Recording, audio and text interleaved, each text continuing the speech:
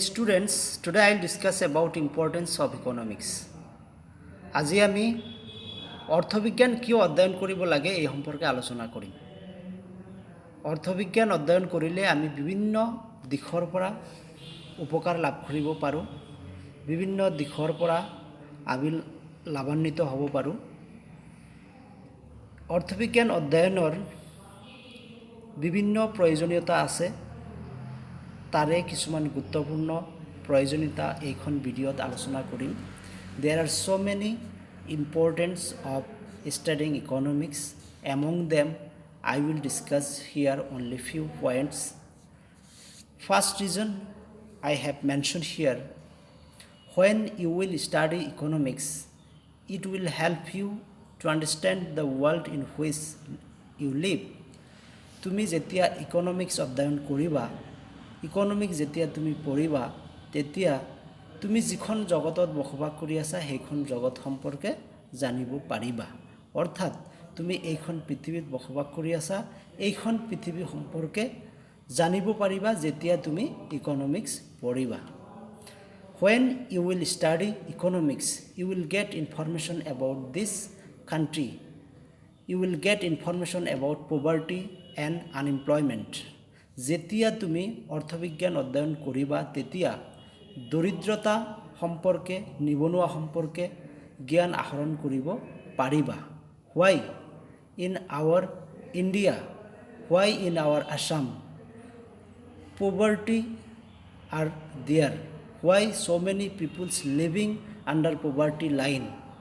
Why so many educated young people are unemployment? Why they are not getting job? All the reasons you will get from the study of economics. তুমি যেতিয়া অৰ্থবিজ্ঞান অধ্যয়ন কৰিবা তেতিয়া জানিব পাৰিবা আমাৰ ভাৰতবৰ্ষত, আমাৰ অসমত কিয় ইমান দৰিদ্ৰ মানুহ আছে, কিয় ইমান শিক্ষিত যুৱকে এতিয়ালৈকে জব পোৱা নাই। এই সম্পৰ্কে নলেজ তুমি অৰ্থবিজ্ঞান অধ্যয়ন কৰিলে পাবা। তাৰ পিছৰ অন্য এটা গুৰুত্বপূৰ্ণ পইণ্ট হৈছে agricultural country. Our India is agriculture based country. আমাৰ ভাৰতবৰ্ষ কৃষি প্ৰধান দেশ। আমাৰ ভাৰতবৰ্ষ কিয় কৃষি প্ৰধান দেশ এই সম্পৰ্কে জ্ঞান তুমি অৰ্থবিজ্ঞান অধ্যয়ন কৰিলে পাবা। আমাৰ ভাৰতবৰ্ষ কেনেকৈ অৰ্থনৈতিক দিশত আগুৱাই যাব, কেনেকৈ অৰ্থনৈতিক দিশত আগুৱাই লৈ যাব পাৰি এই সম্পৰ্কে তুমি অৰ্থবিজ্ঞান অধ্যয়ন কৰিলে জ্ঞান আহৰণ কৰিব পাৰিবা। Another important point I have mentioned here, that is inflation.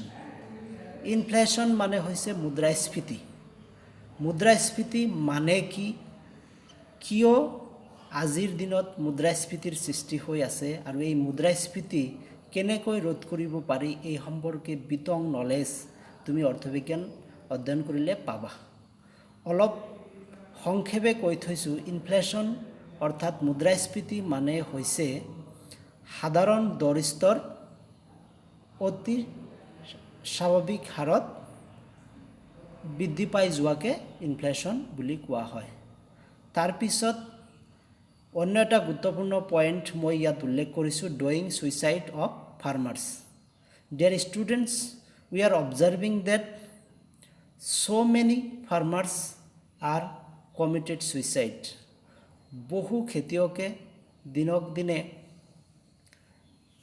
আত্মহত্যা কৰি আছে। কিয় খেতিয়কসকল আত্মহত্যা কৰি আছে? খেতিয়কসকলৰ ইনকাম কম হোৱাৰ কাৰণে খেতিয়কসকলে আত্মহত্যা কৰি আছে। খেতিয়কসকলৰ ইনকাম কেনেকৈ বৃদ্ধি কৰিব পাৰি এই সম্পৰ্কে জ্ঞান ইকনমিক্স অধ্যয়ন কৰিলে পোৱা যায়। Farmers are doing suicide because of their less income. How we can increase the level of farmers' income? We will able to know study of the economics. তাৰপিছত অন্য এটা পইণ্ট ইয়াত উল্লেখ কৰিছোঁ, হাই চেলাৰী টু প্ৰফেশ্যনেলছ এণ্ড ল wages two লেবাৰ্ছ। Why the professionals are getting high salary and why the laborers are getting low salary or low wages?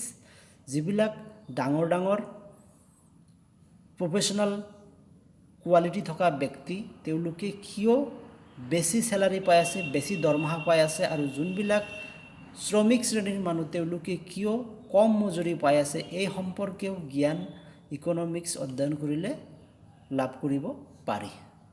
ইয়াৰ পিছত second ৰিজনত মই 2-3টা গুৰুত্বপূৰ্ণ পইণ্ট উল্লেখ কৰিছোঁ। Second reason I have mentioned here, when you will study economics, it will make you a smart participant in the economy. তুমি যেতিয়া অৰ্থবিজ্ঞান অধ্যয়ন কৰিবা তেতিয়া অৰ্থবিজ্ঞান ব্যৱহাৰ কৰি তুমি অৰ্থনীতিত এজন স্মাৰ্ট দক্ষ ব্যক্তি হিচাপে অংশগ্ৰহণ কৰিব পাৰিবা। যেনেকুৱা if you are a student, তুমি যদি ছাত্ৰ তেনেহ'লে তুমি কেনেকৈ স্মাৰ্ট হ'ব পাৰিবা। স্পেণ্ডিং অফ পকেট মানি, তুমি যেতিয়া অৰ্থবিজ্ঞান অধ্যয়ন কৰিবা তেতিয়া তুমি শিকিবা হাউ to spend Euro pocket money. তুমি তোমাৰ পকেট মানি কেনেকৈ খৰচ কৰিব লাগে এই সম্পৰ্কেও জ্ঞান আহৰণ কৰিব পাৰিবা when you will study economics. Then second point is how much time in study and job. তুমি জীৱনৰ কিমান বয়সলৈকে পঢ়া শুনাত থাকিবা, তাৰপিছত কেতিয়া তুমি চাকৰিত সোমাবা, এই সম্পৰ্কেও জ্ঞান তুমি অৰ্থবিজ্ঞান অধ্যয়ন কৰিলে পাবা। তাৰপিছত after completing Euro education when you will enter into the job, তেতিয়া তুমি কিছু নলেজ তোমাৰ বাস্তৱিক জীৱনত ব্যৱহাৰ কৰিবলৈ শিকিবা যেতিয়া তুমি অৰ্থবিজ্ঞান অধ্যয়ন কৰিবা। First point I have mention here, you will learn how to spend your income. তুমি যেতিয়া চাকৰি কৰিবা তোমাৰ চাকৰিৰ ইনকামৰ কিমান শতাংশ আয় তোমাৰ খৰচ কৰিবা, তাৰপিছত কিমান শতাংশ তুমি ছেভ কৰিবা, কিমান শতাংশ তুমি ইনভেষ্ট কৰিবা, এই গোটেইখিনি কথা তুমি ইকনমিক্স অধ্যয়ন কৰিলে গম পাবা। গতিকে তুমি আজি ইকনমিক্স পঢ়িলে তোমাৰ ফিউচাৰ লাইফত কেনেকৈ ইনকাম কৰিবা, ইনকামৰ কিমান শতাংশ খোৱা বোৱাত খৰচ কৰিবা, কিমান শতাংশ সঞ্চয় কৰিবা, কিমান শতাংশ বিনিয়োগ কৰিবা, এই গোটেইখিনি নলেজ তুমি আজি ইকনমিক্স পঢ়িলে ভৱিষ্যতে সেই নলেজ কেনেকৈ বাস্তৱিক জীৱনত সহায়ক হ'ব সেই সম্পৰ্কে লাভ কৰিব পাৰিবা। তাৰপিছত number C point is if you are in business, যদি তুমি এডুকেশ্যন কমপ্লিট কৰাৰ পিছত চাকৰি বাকৰি নোপোৱা, তুমি যদি বিজনেছৰ হোৱা, then how you will determine your product price. You will get this knowledge from the study of economics. How you will maximize your profit, you will get from your study of economics.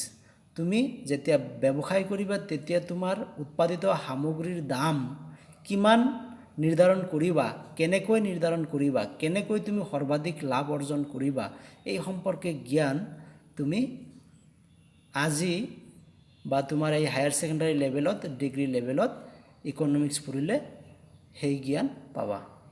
তাৰ পিছৰ third পইণ্টটো হৈছেগৈ when you will study economics it will help you to better understanding of economic policies. গভৰ্ণমেণ্টৰ যিবিলাক economic policy আছে সেই পলিচিবিলাক জানিবলৈ হ'লেও তুমি ইকনমিক্স পঢ়িব লাগিব। If you want to understand the policy of government then you have to know' the economic knowledge. First one is taxation policy. চৰকাৰে কৰৰ জৰিয়তে জনসাধাৰণৰ পৰা আয় সংগ্ৰহ কৰে। চ' কেনেকৈ চৰকাৰে টেক্স পলিচি বনায়, কেনেকৈ জনসাধাৰণৰ পৰা টেক্স কালেকশ্যন কৰে, এই সম্পৰ্কে তুমি অৰ্থবিজ্ঞান অধ্যয়ন কৰিলে পাবা। যেনেকুৱা বৰ্তমান GST goods and services tax সম্পৰ্কে চবেই জানিব বিচাৰে, কিন্তু বহু মানুহেই গুডছ এণ্ড ছাৰ্ভিচেছ সম্পৰ্কে নাজানে, কিন্তু তুমি ইকনমিক্স পঢ়িলে গুডছ এণ্ড ছাৰ্ভিচেছ টেক্স সম্পৰ্কে বিতংকৈ জানিব পাৰিবা, টেক্সেশ্যন পলিচি সম্পৰ্কে তুমি বিতংকৈ জানিব পাৰিবা। তাৰ পিছৰ পইণ্টটো হৈছে ফৰেইন ট্ৰেড পলিচি।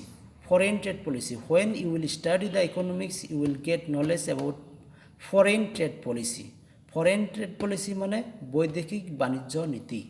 এখন দেশে অন্য এখন দেশৰ লগত কেনেকৈ ব্যৱসায় কৰে এই সম্পৰ্কে বিতং নলেজ তুমি ইকনমিক্স অধ্যয়নৰ পৰা পাবা। তাৰপিছত হৈছে government policy, how the government form policy for the people, why government policy change with the time changing. All these things you will get from this economics knowledge. তাৰপিছত হৈছে ফিস্কেল পলিচি। ফিস্কেল পলিচি মানে হৈছে চৰকাৰৰ আয় ব্যয় নীতি, the policy of revenue and expenditure of government is call fiscal policy.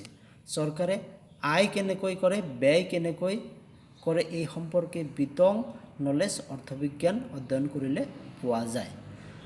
Lastly মই এটা কথাই ক'ব পাৰোঁ যে ইকনমিক্স অধ্যয়ন কৰিলে গোটেই জীৱন কিদৰে চলিব লগা হয়, কিদৰে চলিব পাৰি ভালকৈ, এই গোটেই কথাখিনি ইকনমিক্সৰ পৰা শিকিব পাৰি। Economics will teach you how you will maintain in your whole life. So with this I conclude my today's video.